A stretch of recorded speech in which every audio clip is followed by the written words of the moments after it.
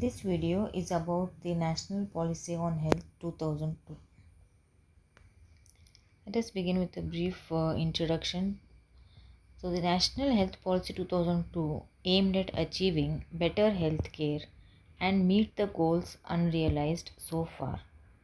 This policy expected the government and the health professionals to render good health care. It also aimed at optimizing the use of health services to a large group rather than a small group. So, after the National Health Policy 1983, the government realized that it had not succeeded in some of the objectives set forth. So, this policy was framed with the with the goal of overcoming those shortcomings of the National Health Policy 1983 and achieve some of the goals which were not realized in the earlier policy were meant to be realized in this with this policy. So the main objectives of this policy was to achieve an acceptable standard of good health amongst the general population of the country. So the objective set out was to achieve an acceptable standard of good health. Salient features of this policy. The policy envisaged the setting up of an organized urban primary health structure to meet increased needs. It suggested a two-tiered structure with the primary health center providing the first tier and the government general hospital the second tier. So the first tier catered to the basic minimum healthcare needs, and only when it was something complicated, the people could approach the medical hospitals, which general hospitals, which were at the second tier of the structure. Second, for improvement of the public health infrastructure, it suggested revival of the primary health system by providing essential drugs, levying of user charges for certain secondary and tertiary public health care services for those who can afford to pay, expanding the pool of medical practitioners, and simplification of the recruitment procedures for contract employment. So it was observed that people didn't prefer to go to primary healthcare health centers because if the medicine was not available there. So if only the doctors are available there and there are no free medicines, then it doesn't serve the purpose. So it was suggested to provide some essential drugs or medicines. Then it was also suggested to charge to levy some charges for secondary and tertiary public health services, especially for those who can afford to pay, and also to simplify the recruitment procedure so that the health centers could have medical personnel on contractual employment also. The third salient feature, for funding and upgrading existing government medical and dental colleges, it suggested setting up of a medical grants commission. Even the curriculum was modified to make it more need based. It also suggested specialization in public health both for medical doctors and non medical graduates from allied fields.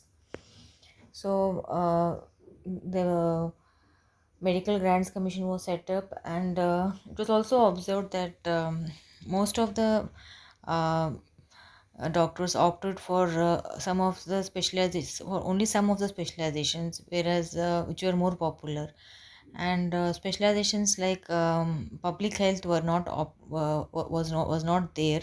So it was introduced, and this was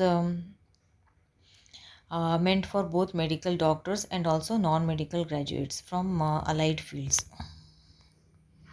To boost medical research, it suggested that government funded medical research be increased to a level of 1% of the total health spending by 2005 and up to 2% by 2010.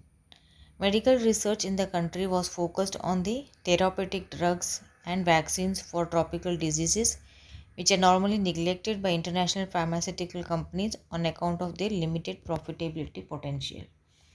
So it was also suggested to boost the fund on medical research, and this was very important because this medical research focused on therapeutic drugs and vaccines, which were most essential in a country like India and which were not provided by the international pharmaceutical companies. Next, it also emphasized on improving the ratio of nurses vis-a-vis doctors, the number of hospital beds, and improving the skill level of nurses. So the number of nurses were increased, so also the number of hospital beds, and also the skills of the nurses were improved. The policy has also chalked out a special role for the private sector for providing healthcare. In order to ensure quality standards, professional ethics, and financial reasonableness, the policy suggested a regulatory mechanism for the private sector. The policy also addressed the issues regarding establishment of a regulatory mechanism to ensure the maintaining of adequate standards by diagnostic centers, medical institutions, as well as the proper conduct of clinical practice and delivery of medical services. So this was done to ensure that the people are not exploited when they approach the private health centers for their medical needs. The policy focused on building up credibility for the alternative systems of medicine, Ayurveda, Unani, Siddha, and homeopathy. Because of inherent advantages such as diversity, modest cost, low level of technological input, and the growing popularity of natural plant based products, these systems are attractive, particularly in the underserved, remote, and tribal areas. So, it was and these alternative systems of medicine were encouraged, especially to cater to the underserved, remote, and tribal areas. It pointed out that no incentive system attempted so far had induced private medical personnel to go to less developed and rural areas, and even in the public health sector, the effort to deploy medical personnel in underserved areas had usually been a losing battle. The policy entrusted some limited public health functions to nurses, paramedics, and other personnel from the extended health sector after imparting adequate training to them. So, as it was observed that the medical doctors, private medical doctors, refrained from going to the underserved remote areas. So, it was suggested that some of the public health functions should be entrusted to nurses, paramedics, and other personnel from the extended health sector after giving them proper training. It pointed out that the efforts made over the years for improving health standards had been partially neutralized by the rapid growth of population. The government had separately announced the National Population Policy 2002. The principal common features covered under the National Population Policy 2002 and National Health Policy 2002 relate to the prevention and control of communicable diseases, giving priority to the containment of HIV/AIDS, the universal immunization of children against all major preventable diseases, addressing the unmet needs for basic and reproductive health services, and supplementation of infrastructure. The synchronized implementation of these two policies were stressed upon. So, the National Population Policy and National Health Policy had some overlapping areas, and so it suggested to synchronize the implementation of these two policies. As regards the impact of globalization on the health sector, the policy admitted that there are some apprehensions about the possible adverse impact of economic globalization on the health sector.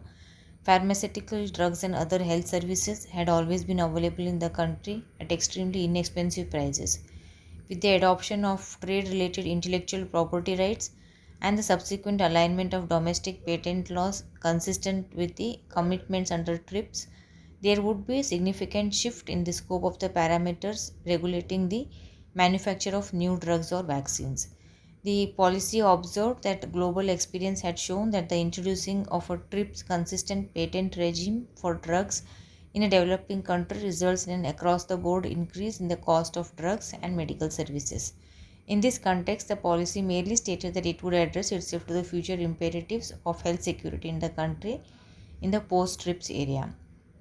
So, a problem was apprehended that if with the adoption of TRIPS, that is trade related intellectual property rights, the there would be a change in the patent laws with regard to the manufacture of medicines and vaccines.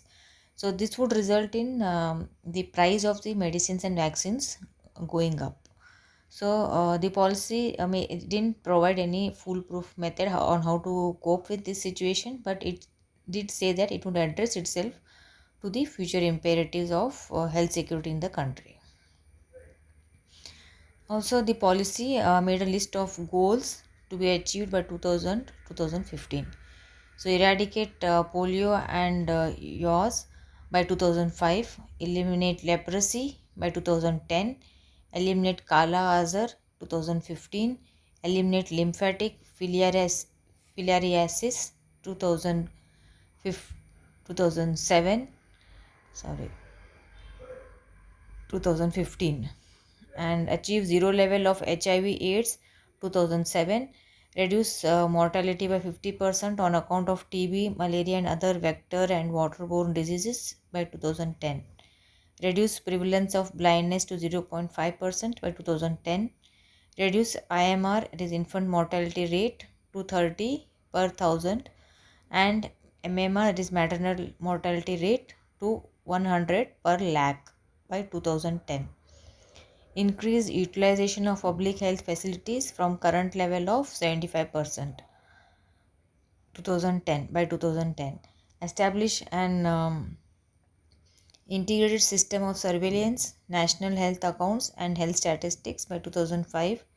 Increase health expenditure by government as a percentage of GDP from the existing 0.9% to 2% by 2010. Increase share of central grants to constitute at least 25% of total health spending by 2010. Increase state sector health spending from 5.5% to 7% of the budget by 2005. Further increase to 8% by 2010. So these are the goals, and this is just statistics. So I need not explain. These are just the dates by which, the years by which these goals have to be achieved. So these are the references for the preparation of this material. If you want to read anything in detail about this policy, you can go through the references. Thank you.